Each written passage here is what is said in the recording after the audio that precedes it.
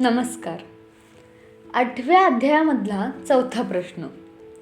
नकारात्मक विचार, घटना आणि सवयीतून मुक्त होण्यासाठी काय करायला हवं? आता यासाठी पुढील 4 पावलांवर कार्यवाही करूया. तर पहिला आहे, प्रथम आत्मसूचनांचा प्रयोग करा आणि जेव्हा कधी त्याची आवश्यकता भासेल तेव्हा पुढील शुभविचार पुन्हा पुन्हा उच्चारा. मी स्वतःच्या नकारात्मक विचारांपासून मुक्त होत आहे. मी शांत झालो आहे. जीवनावर माझा प्रगाढ विश्वास आहे. मी सुरक्षित आहे. ज्या खास वैचारिक पॅटर्नमुळे माझ्यात आनंद निर्माण झालाय तो मला जाणवतोय. मी शांत आहे. मी महत्त्वपूर्ण आहे, संपूर्ण आहे. मी स्वतःवर प्रेम करतो, स्वतःचा स्वीकार करतो. मी प्रेम मिळवण्यासाठी आणि प्रेम करण्यासाठी पात्र आहे. मी प्रेमपूर्वक स्वतःच्या शरीराची, बुद्धीची आणि सर्व अवयवांची काळजी घेतो. आता मला उत्साह जाणवतोय. मी जीवनातील आनंद अभिव्यक्त करतोय आणि त्याचा स्वीकारही करतोय. मला विश्वास आहे माझ्या जीवनात नेहमी योग्यच गोष्टी घडतात. मी चैतन्य आहे. मी चेतना आहे. जीवनाच्या प्रत्येक अनुभवाच्या प्रवाहात वाहत जात आहे. सर्व काही छान मजेत चाललंय. मी आनंदाने माझ्या भूतकाळाला मुक्त करत आहे. मी आनंदात आहे. मी आता वर्तमानात जगतो आहे. माझ्या जीवनात भरपूर आनंद आहे. प्रसन्नतेने भरलेले विचार माझ्यात मुक्तपणे प्रवाहित होत आहेत. आता हे जर आपल्याला जमत नसेल तर यापेक्षा एक वेगळं काम, ते म्हणजे 1 किंवा 2 आशावादी विचार घेऊन रोज 10 ते 20 वेळा तुमच्या डायरीत लिहायचं आणि ते मोठ्याने वाचायचं. एका लयीत आनंदाने ते गुणगुणायचंही. तुमच्या मनात दिवसभर त्याच विचारांचं मंथन चालू द्यायचं. विचार पुन्हा पुन्हा उच्चारले गेल्याने त्या विचारांचं रूपांतर वास्तवात झाल्याचं आढळणार. कित्येक वेळा असे परिणाम अनुभवायला मिळतात ज्याची कल्पनाही तुम्ही कधी केलेलीच नाही. आता विषारी विकारांनी भरलेले आपले विचार, दूषित भावना पत्राच्या रूपात लिहून फाडून कचरापेटीत टाका किंवा अग्नीत अत्यंत श्रद्धापूर्वक जाळून मुक्ती मिळवल्याचा आनंद घ्या. अशा तऱ्हेने एक छोटीशी कृती देखील तुमच्या दबलेल्या सुप्त मनोभावनांना मुक्त करू शकते, ज्या आजारांचं कारण बनतात. स्वतःवर सकारात्मक निबंध, लेख लिहा. स्वतःच्या गुणांना पारखून, आपली योग्यता जाणून स्वतःविषयी खास गोष्टी लिहून काढा. जेव्हा कधी स्वतःविषयी हीन भावना, नैराश्य यायला लागेल त्यावेळी तुम्ही लिहिलेला लेख वाचा. स्वतःशी प्रेरणादायी वार्तालाप करा. मी ईश्वराचा अच्छा सच्चा बच्चा आहे. सफलता ही माझ्यासाठीच बनवली गेली आहे.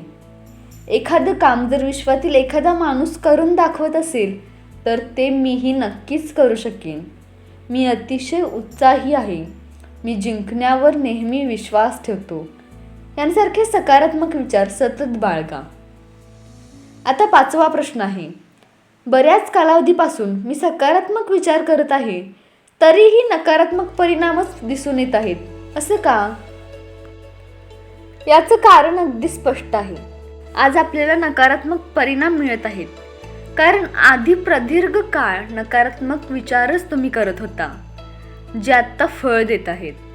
पण आता जर आपण सकारात्मक विचार करू लागला असाल तर थोडा धीर धरायला हवा. योग्य वेळ येतात सकारात्मक परिणाम आपल्यासमोर येतील. काही लोक विचार करतात, सकारात्मक विचारांनी तर काहीच फायदा होत नाही, त्यापेक्षा नकारात्मक विचारच का करू नयेत. त्यानंतर पुन्हा जेव्हा ते नकारात्मक विचार करू लागतात तेव्हा अचानकपणे त्यांच्या जीवनात सकारात्मक गोष्टी घडू लागतात.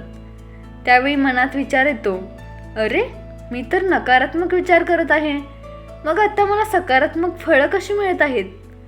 याचं कारण म्हणजे आधी आपण जे सकारात्मक विचार केलेत त्याचं फळ आत्ता तुम्हाला मिळत आहे. कसं ते एक उदाहरणाद्वारे समजून घेऊया.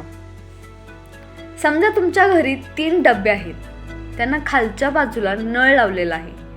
एका डब्यात तांदूळ भरले आहे तर दुसऱ्या डब्यात गहू भरले आहेत. तिसऱ्या डब्यात तांदूळ आणि गहू यांचं मिश्रण आहे. यातील तांदूळ भरलेल्या डब्याचा नळ सोडला तर तांदूळ मिळतील. गव्हाच्या डब्याचा नळ सोडला तर गहू मिळतील. हे स्पष्ट आहे. जे लोक सत्कृत्य करतात त्यांच्याच बाबतीत आपत्ती, दैन्य का संभवतं? त्यांच्या बाबतीत वाईट घटना का घडतात? असे प्रश्न लोकांच्या मनात नेहमीच येतात. येथे तांदूळ म्हणजे सत्कर्माचं फळ आणि गहू म्हणजे दुष्कर्माचं फळ असं समजा. एक व्यक्ती तांदळाच्या डब्यात वरून गहू दुष्कर्म टाकत आहे, परंतु तिच्या डब्यातून तरीही तांदूळच म्हणजे सत्कर्मच बाहेर पडत आहे.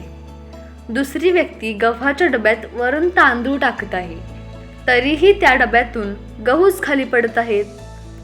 आता तांदळाच्या डब्यात वरून गहू टाकणारा म्हणजे दुष्कर्म करणारा माणूस सर्वांना दिसतो, तरीही त्या डब्याच्या नळातून तांदूळच बाहेर येतात. याचाच अर्थ दुष्कर्म करूनही तो माणूस सुखी समृद्ध दिसतो आणि वरून गहू टाकत आहे हे दिसत असूनही सर्वत्र त्याचा जय जयकार होतो. अशा माणसाची आंतरिक अवस्था काय आहे, त्याच्यात कोणते गुण आहेत हे आपणास ठाऊक नसतं. वाईट व्यक्तीतही काही चांगले गुण असतीलही तर त्याचं फळही त्यांना चांगलंच मिळणार. तिसऱ्या डब्यात गहू आणि तांदूळ हे दोन्हीही मिसळलेले आहेत. तसंच प्रत्येक व्यक्तीच्या जीवनात चांगली आणि वाईट अशी दोन्ही फळं मिळताना दिसतात. म्हणून तिसऱ्या डब्यातून गहू बाहेर पडणार की तांदूळ हे आपण कोणत्या गोष्टीसाठी आणि कशी प्रार्थना करतो यावर अवलंबून असतं. प्रार्थना हेही एक कर्म आहे, त्यामुळे प्रार्थना करून आपण चांगल्या फळाला आमंत्रण देऊन आकृष्ट करतो. आता या उदाहरणावरून चांगल्या व्यक्तीबाबत वाईट व वाईट व्यक्तीबाबत चांगलं का होतं हे आपल्या लक्षात येईल. आज वर्तमानात आपण डब्यात कोणतं कर्म टाकायचं आहे हेही आपल्याला कळेल. वर्तमानात तांदळाच्या सत्कर्म डब्यात तांदूळ घालायचा आहे की गहू म्हणजे दुष्कर्म हे आपणच आपलं ठरवायचं आहे. कारण ही निवड करणं सर्वस्वी आपल्याच हाती आहे. या उदाहरणावरून आपल्या जीवनात जे काही घडत आहे ते पूर्वी दिलेल्या चुकीच्या आदेशाचा परिणाम आहे हे लक्षात येईल. आज जे जीवन आपण कंठत आहात ते महत्त्वाकांक्षा आणि भयाच्या आधारावरच व्यतीत होत आहे. यापूर्वी काही बाण धनुष्यातून सुटले आहेत, म्हणजेच काही नकारात्मक विचार आपण केले असतील. त्यामुळेच आज आपल्या जीवनात अशा घटना घडत आहेत हे लक्षात ठेवायला हवं. आता प्रश्न 6वा. भूतकाळात आम्ही जे नकारात्मक विचार केले, जे चुकीचे बाण सोडले, त्यासाठी आज काय करू शकतो? भूतकाळातील विचारांच्या परिणामांपासून वाचण्यासाठी प्रत्यक्षात तुम्ही काहीच करू नका. मात्र आज मला काय पाहिजे, कोणते आदेश द्यायचे आहेत या गोष्टीवर तुमचं संपूर्ण लक्ष असायला हवं. अज्ञानवश त्यावेळी काही चुकीचे आदेश तुमच्याद्वारे दिले गेले. माझ्या आयुष्यात असं व्हावं, तसं व्हावं, हे मिळावं, ते मिळावं. पण आता जे काही आहे त्यावर सर्वप्रथम काम करायला सुरुवात करा. जे योग्य आहे तेच करायला हवं.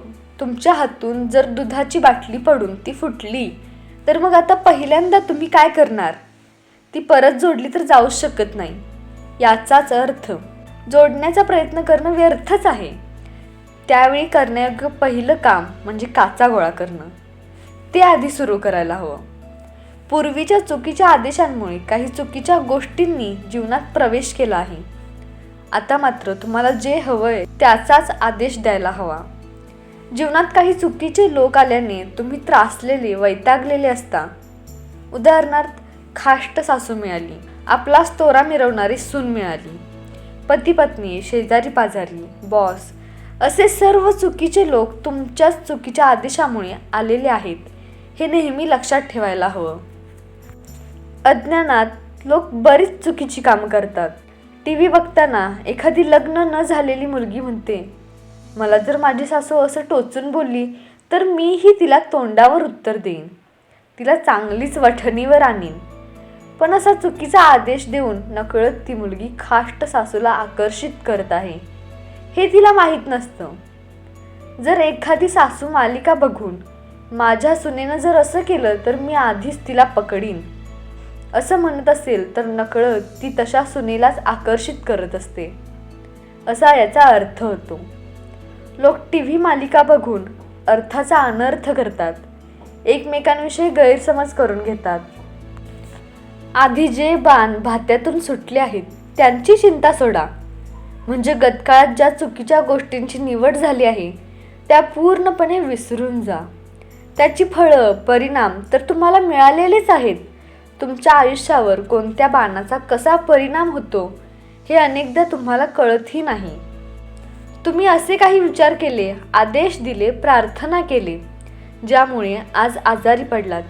पण इथून पुढे मात्र पूर्ण विचार करूनच काम करायला हवं. विचारपूर्वक नवीन आदेश द्यायला हवे.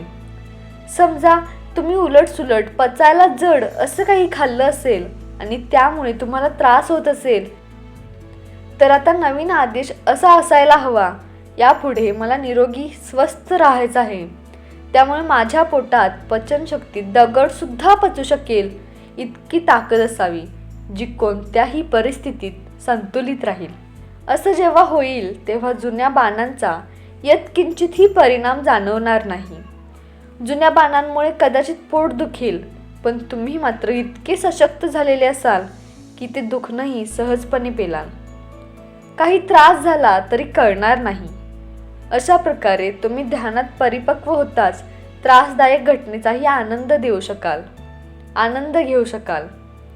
यानंतर पूर्वी जे घडलं त्याचा विचार न करता आता पुढे काय होऊ शकतं यावरच लक्ष केंद्रित करायला हवं.